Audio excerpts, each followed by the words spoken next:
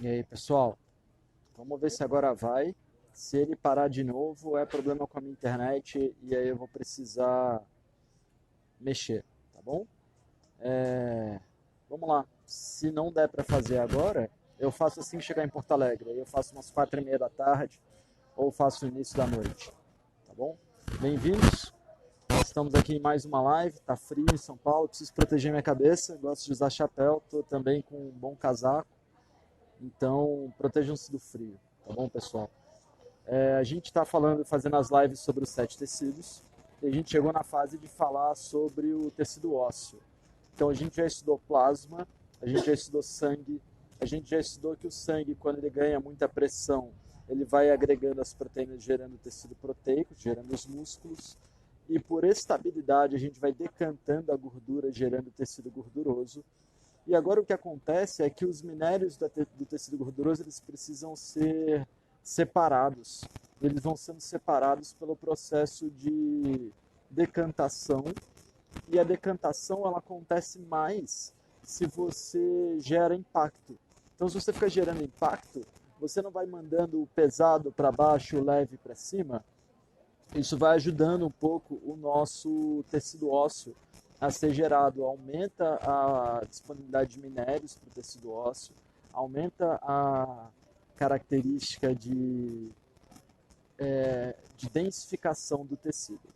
Então, para a gente gerar tecido ósseo, a gente precisa primeiro dos outros tecidos anteriores em equilíbrio. Então, você tem que comer alguma coisa que gere plasma, que gere sangue, que gere músculo e que gere gordura.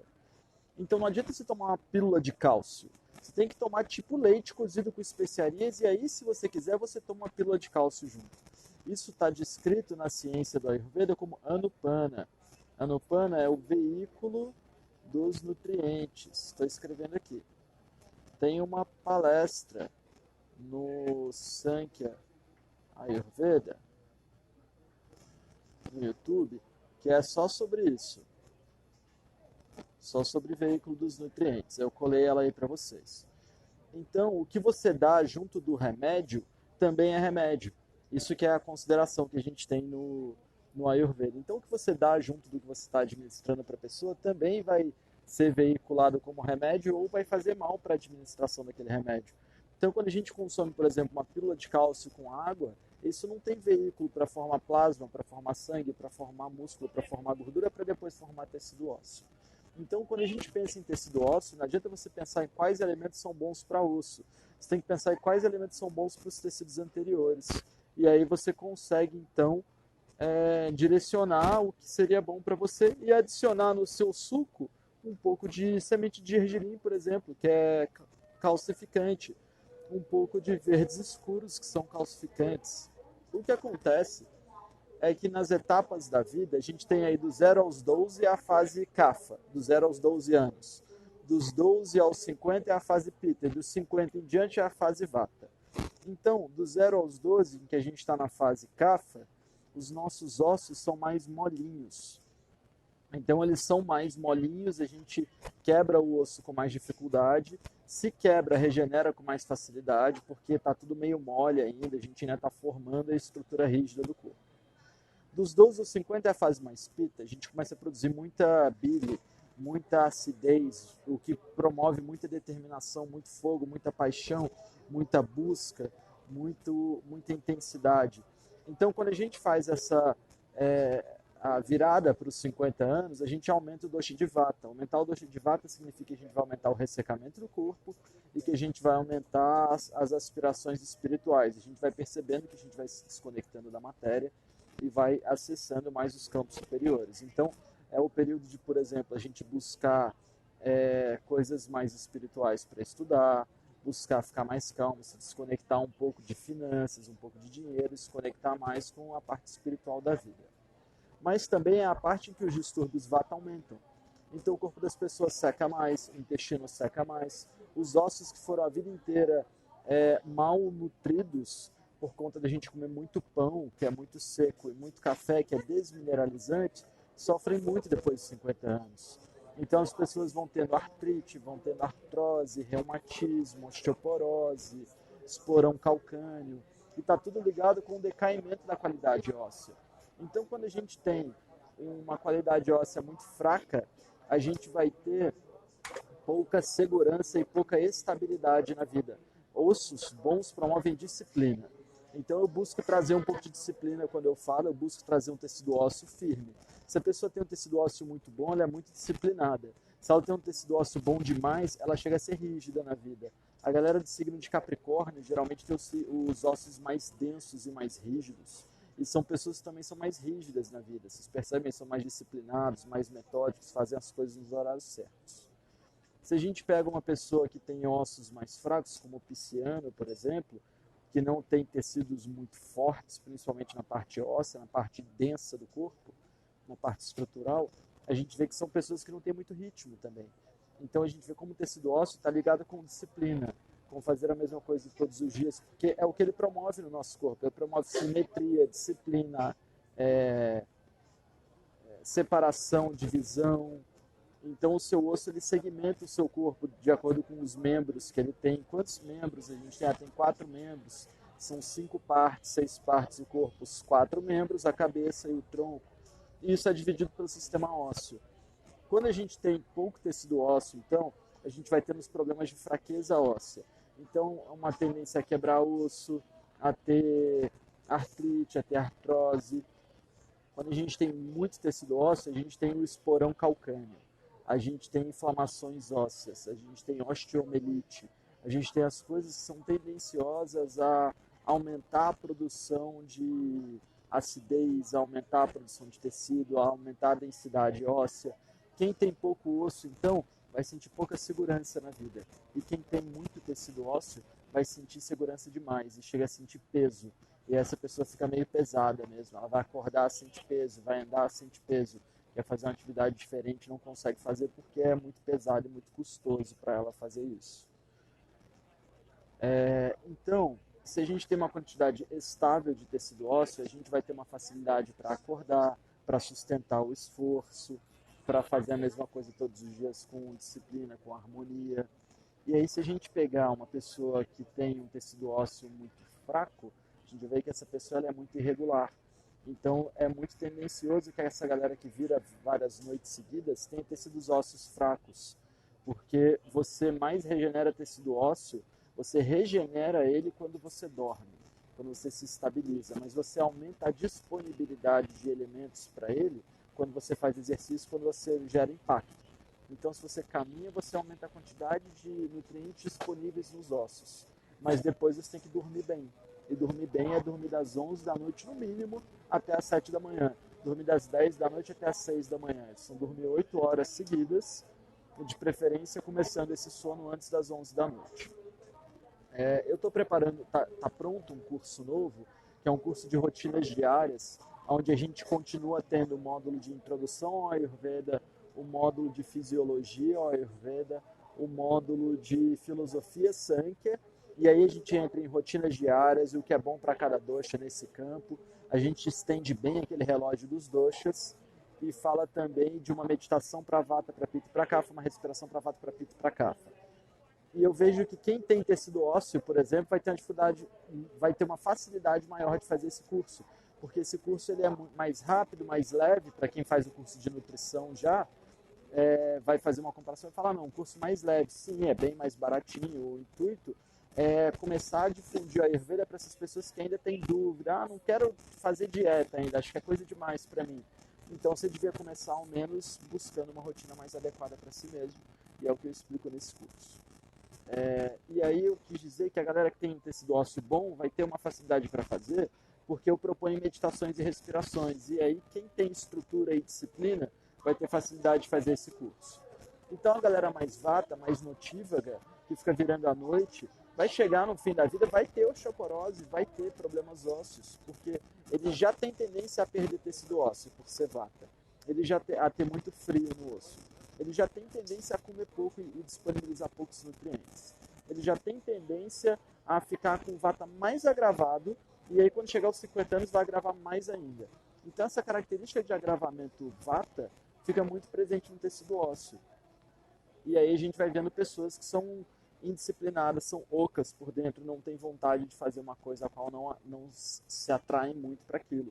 E a gente vê indivíduo vata começando uma atividade e parando a atividade, começando outra, começando 10, 20 coisas ao mesmo tempo e não concluindo nenhuma delas. Isso é uma falta de estrutura, é uma falta de tecido ósseo. Então, se a gente fizesse uma dieta de chai uma vez por semana, leite orgânico, fervido com especiarias, colocando uma colherzinha de café de ghee, a gente ia aumentar a densidade do tecido ósseo e aumentar todas as características de todos os tecidos. Então, a gente chegando aqui no quinto tecido, fica claro como ele é muito dependente dos outros, porque ele é diferente. Então, você precisa gerar plasma, precisa gerar músculo, precisa gerar sangue, precisa gerar gordura, porque se você for comer uma cápsula de cálcio para gerar osso, mas você não deixa essa cápsula de cálcio disponível no seu sistema, biodisponível, você não transforma aquilo em algo, não veicula aquilo com algo fluido, com algo quente, como leite cozido com especiarias, você não vai ter a reposição que é prometida para você. Então você tem lá 3 gramas de cálcio numa cápsula, você não vai absorver esse cálcio porque ele não foi veiculado até nós, tá bem? Excreções dos tecidos ósseos você consegue observar pelas unhas, então unhas fortes. As minhas unhas estão bem amarelas por causa da cúrcuma, que eu fiz produto com cúrcuma esses dias, não é só da mão direita. Então as unhas são excreção do tecido ósseo, os dentes são excreção do tecido ósseo. Então você consegue perceber a natureza do indivíduo olhando como estão as unhas e como estão os dentes. Estão fortes, estão firmes, os 7 tecidos estão bem harmônicos nessa pessoa. Se não, do contrário, significa que ela tem déficit desses tecidos. Quando a gente produz plasma, é mais fácil produzir plasma e sangue.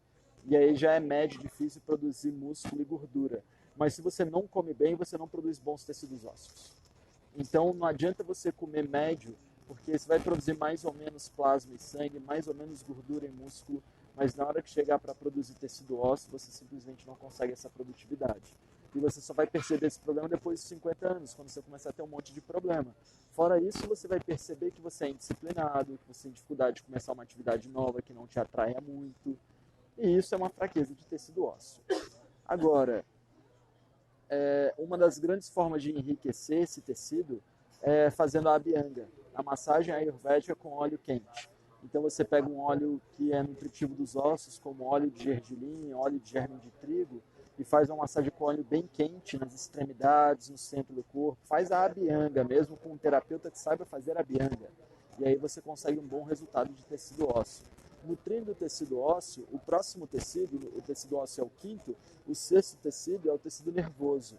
Então, para você ter boa memória, boa cognição, boa compreensão, boa análise dos seus 5 sentidos, então você sente bem o sabor, sente bem o cheiro, observa bem as coisas, escuta bem os sons, sente bem a textura e tato dos elementos. Então, para você ter bem isso, você tem que ter um sistema nervoso bom.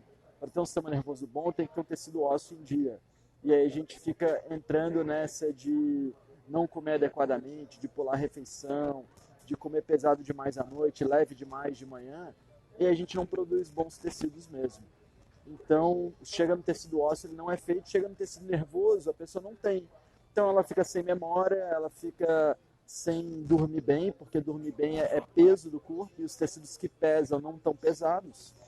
Então, quando a gente fala nas gunas, nas propriedades etéreas de sattva, rajas e tamas, que significa equilíbrio, movimento e inércia, inércia, que é a guna de tamas, a característica de parado, muitas vezes é tido como algo que é ruim. Tamas não é ruim. Tamas é aquilo que está parado. Você precisa de tamas para dormir. Por isso é legal consumir alguma coisa mais pesada à noite, como um leite cozido com especiarias com acréscimo de uma colher de café de ghee. Porque ele veicula o nosso sono, ele pesa a nossa digestão, pesa o nosso sono. Não adianta a gente querer viver de luz, viver de luz, viver de luz, porque chega na hora de dormir não tem peso para dormir. Então, uma das grandes características do tecido ósseo, do tecido nervoso, é promover peso e estabilidade no nosso corpo na hora necessária. Então, se a pessoa fica virando noite, ela vai promovendo leveza. Quanto mais noite ela vira, quanto mais atividade ela faz depois das 8, 9, 10 da noite, mais leve ela vai ficando, mais agitada ela fica, mais difícil é de dormir na próxima noite. E a gente vai gerando, então, uma bola de neve. Então, para enriquecer tecido ósseo, a gente precisa fazer o mínimo de exercício, de preferência caminhadas, exercícios que tenham impacto. E em seguida a gente tem que se estabilizar, tem que dormir, basicamente. Tá bom? Legal, pessoal. A gente tem mais um tempinho de live. Deixa eu ver as perguntas de vocês.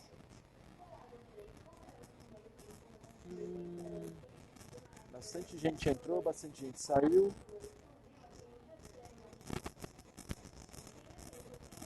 A Grazi, sabe um pouco sobre essa transformação do planeta? Estou tendo muitos problemas em relação ao sono. Eu tenho acordado no meio da noite e não consigo mais dormir.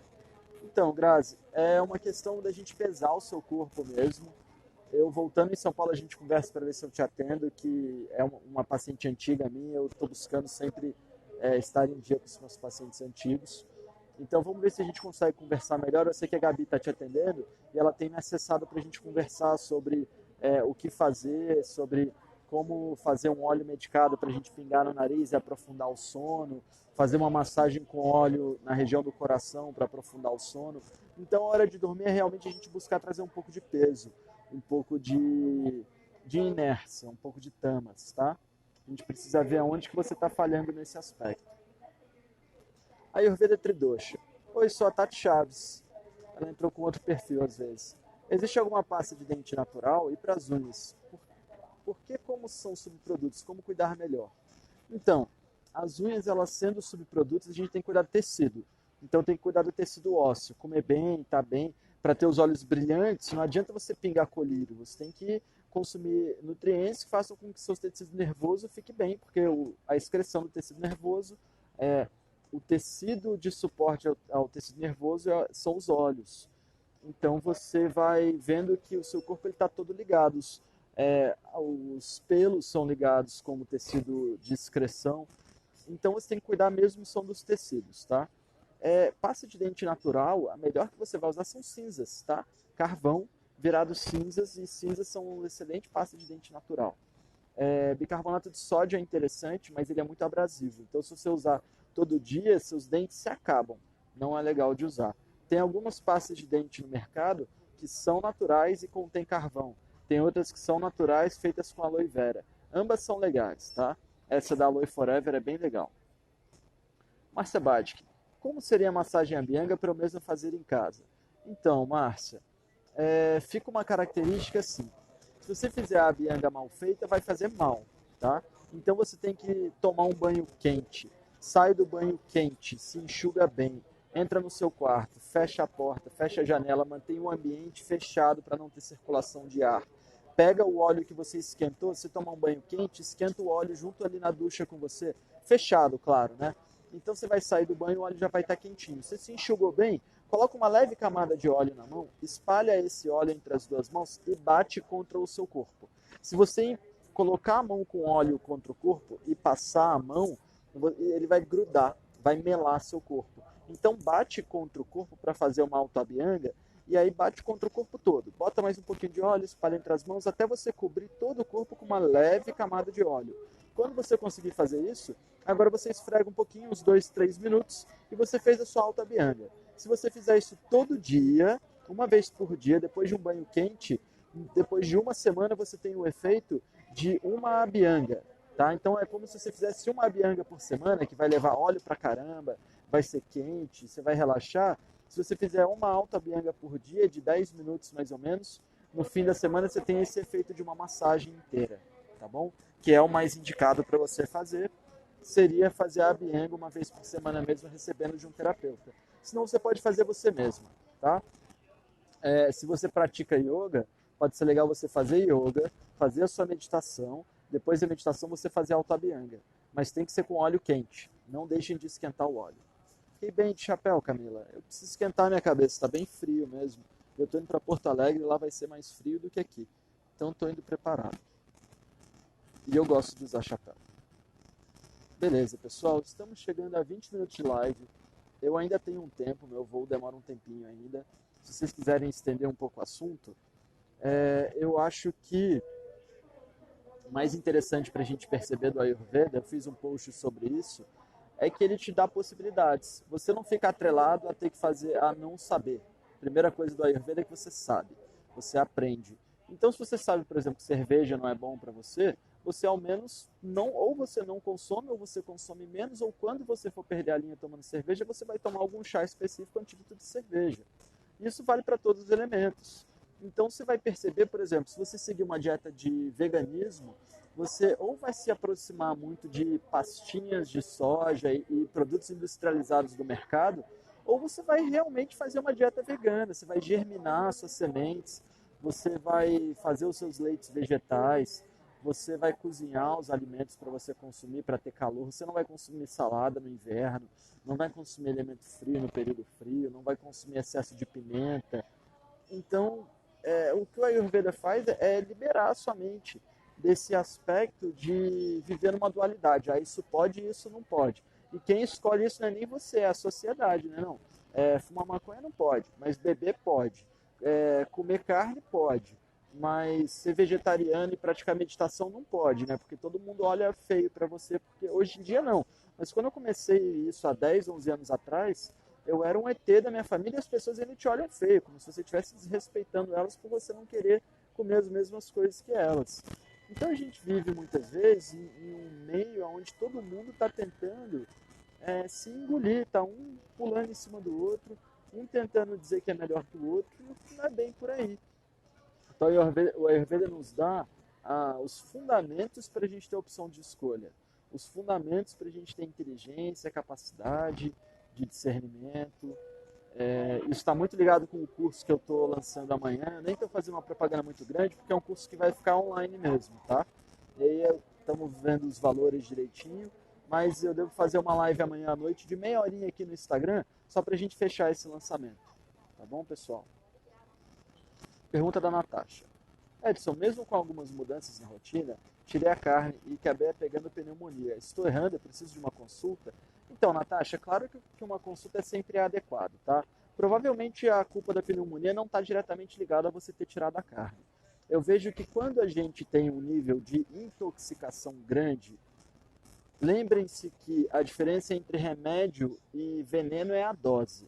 Então, se eu identifico lá que a pessoa tem um nível de toxina X e dou os remédios para ela diluir a toxina, só que eu não dei o suficiente para ela eliminar, então tinha muito mais toxina do que o remédio que eu dei, eu vou só mover a toxina dela. Então eu tinha lá um cisto, por exemplo, pensando de uma forma bem lógica. Eu tenho um cisto. Eu vejo que o cisto ele é ácido e aquoso, então ele tem qualidade pita.